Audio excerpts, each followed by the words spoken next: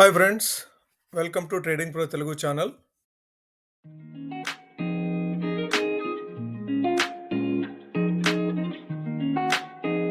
Good evening friends, welcome to daily market analysis.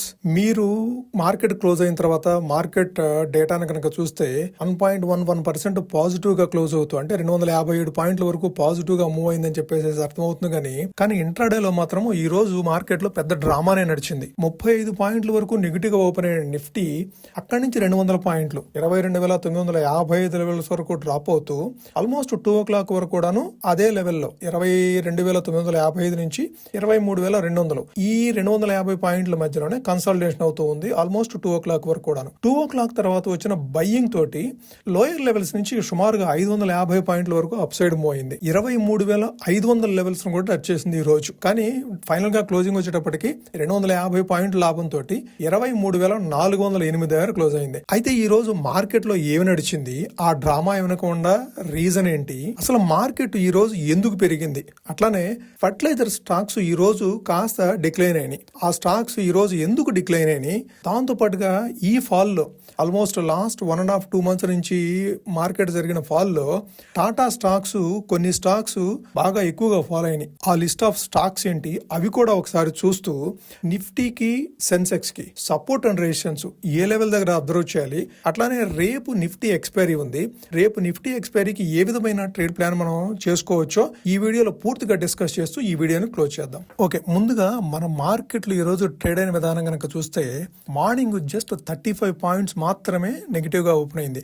అయితే over weekend జరిగిన turmoil లో అందరూ బిగ్ క్రాష్. ఎందుకు బిగ్ క్రాష్ అన్నారంటే Friday evening Saturday morning US జరిపిన దాడిలో ఇరాన్ కు సంబంధించిన ఒక ఐలాండ్, కార్గ్ ఐలాండ్, దాన్ని అటాక్ చేశారని చెప్పే న్యూస్ తోటి అది బేసిక్ గా ఏంటంటే ఇరాన్ నుంచి ఎక్స్పోర్ట్ అయ్యే ఆయిల్ లో 80-90% ఆఫ్ ద ఆయిల్ ఆ ఐలాండ్ నుంచే ఎక్స్పోర్ట్ అవుతుంది. సో ఆ ఐలాండ్ గనక ఎఫెక్ట్ అయితే వాళ్ళ ఆయిల్ ఎక్స్పోర్ట్స్ మొత్తం ఆగిపోతే ఇంటర్నేషనల్ మార్కెట్ లో ఆయిల్ అనేది $130-140 వరకు రైజ్ అవుతుంది అని చెప్పే కన్సర్న్స్ తోటి మార్కెట్ మండే మార్నింగ్ క్రాష్ అవుతుందని చెప్పేసి అందరూ ఊహించారు. కానీ అందుకు భిన్నంగా మన మార్కెట్ లో జస్ట్ 35 పాయింట్స్ మాత్రమే నెగిటివ్ గా ఓపెన్ అయినాయి. అసలు ఎందుకు ఈ విధంగా జరిగింది, అందరూ బిగ్ క్రాష్ అనుకుంటే మన మార్కెట్స్ 35 పాయింట్లు మాత్రమే నెగిటివ్ గా ఎందుకు ఓపెన్ అయినాయి అంటే IEA, ఇది ఇంటర్నేషనల్ ఎనర్జీ ఏజెన్సీ, ఇది ఒక పెద్ద అనౌన్స్మెంట్ చేసింది.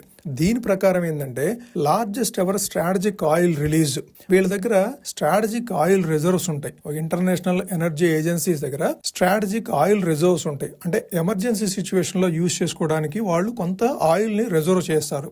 ఆ రిజర్వ్స్ ని రిలీజ్ చేస్తాము అని చెప్పడం తోటి ఆల్మోస్ట్ 400 మిలియన్ బ్యారెల్స్ వీళ్ళు రిలీజ్ చేస్తామని చెప్పేసి అనౌన్స్ చేయడం తోటి ఇంటర్నేషనల్ ఆయిల్ ప్రైసెస్ లో కొద్దిగా స్టెబిలిటీ వచ్చిందని చెప్పుకోవచ్చు.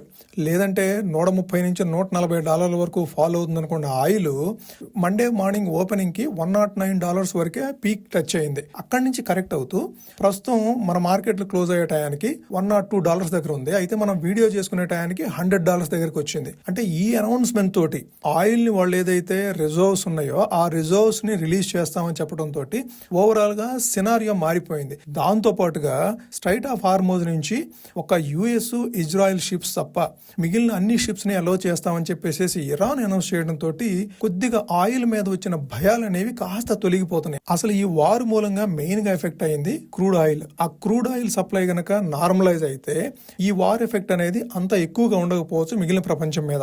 ఆ దేశాలు ఏదైతే పోరాడుతున్నాయో ఇజ్రాయెల్ గానీ, అమెరికా గానీ, ఇరాన్ గానీ ఎకానమీస్ కొద్దిగా ఇబ్బంది పడతాయి. కానీ బట్ అదర్ నేషన్స్ కి ఆయిల్ కు సంబంధించిన ఇంపాక్ట్ లేకపోతే అదర్ నేషన్స్ కి అంత ఎక్కువ ఎకనామికల్ ఇంపాక్ట్ ఉండకపోయే అవకాశం ఉంది. ఆ అంచనాల మీద మార్కెట్లు అంత నెగిటివ్ ఓపెనింగ్ కాకుండా స్లైట్ నెగిటివ్ గా ఓపెన్ అవడం చూసాము. అయితే నెగిటివ్ ఓపెనింగ్ తర్వాత కాస్త రికవరీ అవుతూ 23,300 లెవెల్స్ వరకు కూడా వెళ్ళి అక్కడి నుంచి 11 o'clock టైంలో డీప్ డిప్ అయింది. 22,955 లెవెల్స్ వరకు వచ్చి 23,200 లెవెల్స్ వరకు రికవర్ అయిన తర్వాత అక్కడే కన్సల్టేషన్ అవుతుంది సుమారుగా 2 గంటల వరకు కూడాను. 2 గంటల తర్వాత వచ్చిన పాజిటివ్ బయ్యింగ్ తోటి మార్కెట్లు చాలా బలంగా అప్ సైడ్ మోయినాయి. అంటే ఇంట్రాడే లో నుంచి చూడాలంటే 550 పాయింట్ల వరకు పాజిటివ్ గా అప్ సైడ్ మోయినాయి. ఇది ప్రధానంగా లోయర్ లెవెల్స్ లో వచ్చిన బయ్యింగ్ అనే చెప్పుకోవచ్చు. కాస్త ఇన్వెస్టర్స్ కి వాల్యుయేషన్స్ అట్రాక్టివ్ లెవెల్లో కనపడ్డాయేమో అని చెప్పేసి అంచనాలు కూడా ఉన్నాయి మార్కెట్ లో ఇప్పుడు.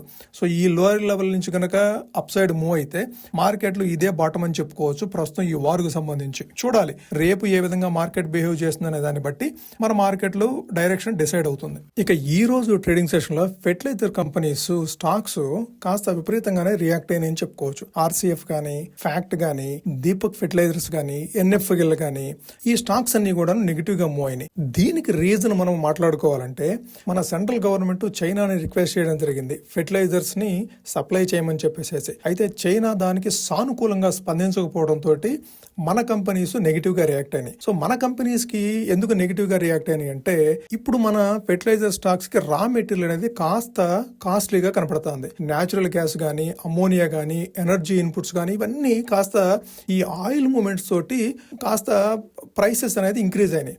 దాంతో ఈ కంపెనీస్ ప్రొడక్షన్ కాస్ట్ అనేది పెరుగుతుంది కాబట్టి వీళ్ళ ప్రాఫిటబిలిటీ మీద ఇంపాక్ట్ అయ్యే అవకాశం ఉంది. సో చైనా నుంచి వచ్చిన న్యూస్ మూలంగానే మన ఫెర్టిలైజర్ స్టాక్స్ అనేవి ఈ రోజు కాస్త నెగిటివ్ గా రియాక్ట్ అయినాయి. ఇక టాటా స్టాక్స్ విషయానికి వస్తే ప్రధానంగా మనం టాటా కన్సల్టెన్సీ సర్వీసెస్ TCS ని చూద్దాం. TCS ఇయర్ టు డేట్ చూస్తే కనుక జనవరి 5వ తారీఖు, జనవరి 6వ తారీఖు ఇది 3,300 రూపాయల దగ్గర ఉంది. ఇప్పుడు 2,400 దగ్గర, అంటే సుమారుగా 900 పాయింట్ వరకు డ్రాప్ అయింది. 3,300 నుంచి 2,400 సుమారుగా 30% వరకు ఫాల్ అయింది. సో ఈ స్టాక్ లో ఇది ఇంతేనా కంటిన్యూస్ గా డ్రాప్ అవుతుందా అంటే లేదు, అట్లా ఏమి ఉండదు. టాటా కన్సల్టెన్సీ సర్వీస్ అనేది ప్రూవెన్ ట్రాక్ రికార్డు ఉన్న కంపెనీ కంపల్సరీగా బిజినెస్ ని రివైవ్ చేస్తుంది, మరలా ట్రాక్ లోకి వస్తుంది. మరలా ఈ లెవెల్ నుంచి 1 year తర్వాత మీరు చూస్తే కనుక ఈ లెవెల్ అనేది చాలా లోయర్ లెవెల్, 52 వీక్ లోకి ఇది 2,400 మీరు చూస్తారు. ఓకే, ఇక్కడ నుంచి 30-40% ఈజీగా రేజ్ అవుతుంది టాటా కన్సల్టెన్సీ సర్వీస్. మీకు అవకాశం ఉన్నప్పుడల్లా టాటా కన్సల్టెన్సీ సర్వీస్ ని స్లోగా గ్రాడ్యువల్ గా యాడ్ చేసుకుండవచ్చు మీ పోర్ట్ఫోలియోలోకి. ఇక ఇంకొక టాటా కంపెనీ రీసెంట్ గా లిస్ట్ అయింది, మనకి లాస్ట్ 1.5 year లోనే లిస్ట్ అయింది. ఇది Tata technologies. Almost 6 months back చూస్తే కనుక మనకి అక్టోబర్ టైంలో 720 రూపాయల నుంచి 730 రూపాయల లెవెల్లో ట్రేడ్ అవుతూ ఉంది ఈ టాటా టెక్నాలజీస్. అయితే 1,200 రూపాయల నుంచి కూడాను డ్రాప్ అవుతూ వచ్చింది. ఇప్పుడు 526 దగ్గర ట్రేడ్ అవుతుంది. టాటా టెక్నాలజీస్ కూడాను ప్రూవెన్ ట్రాక్ రికార్డు ఉన్న కంపెనీ. ఇది మరలా రివైవ్ అవుతుంది. ఈ లెవెల్ నుంచి ఇది 52 వీక్ లో కింద కూడా ఏర్పడవచ్చు. ఓకే, రాబోయే రోజుల్లో ఈ 520-530 లెవెల్స్ అనేది 52 వీక్ లో కింద కూడా ఏర్పడవచ్చు. ఓకే, సో మనం స్లోగా గ్రాడ్యువల్ గా ఈ స్టాక్ ను కూడాను యాడ్ చేసుకోవడానికి పోర్ట్ఫోలియోలోకి, ఇది పోర్ట్ఫోలియోలో ఉండదగ్గ స్టాక్. లాంగ్ టర్మ్ లో ఈ స్టాక్స్ మరలా రైజ్ అవుతాయి. ఈ 30-40% ఏదైతే ఇప్పుడు డ్రాప్ అయినాయో ఈ 30-40% మళ్ళా ఈజీగా రికవర్ అవుతాయి. ఇక మరొక టాటా స్టాక్ టాటా ఎలక్సీ. ఇది జనవరి 7వ తారీఖు 5,853 రూపాయల దగ్గర ఉంది. ఇంతకు ముందు రోజుల్లో ఇది 8,000 వరకు కూడా వెళ్ళింది. 1.5 year బ్యాక్ ఇది 8,000 రూపాయల దగ్గర ఉన్న స్టాక్ ఇప్పుడు 4,180 రూపాయల దగ్గర. చాలా చీప్ గా ఉందని చెప్పుకోవచ్చు మనము. ఇది యూనిక్ బిజినెస్ ఉన్న కంపెనీ టాటా ఎలక్సీ అనేది. ఇది కూడాను బిజినెస్ రివైవ్ అవుతుంది, షేర్ ప్రైస్ కూడా రివైవ్ అవుతుంది.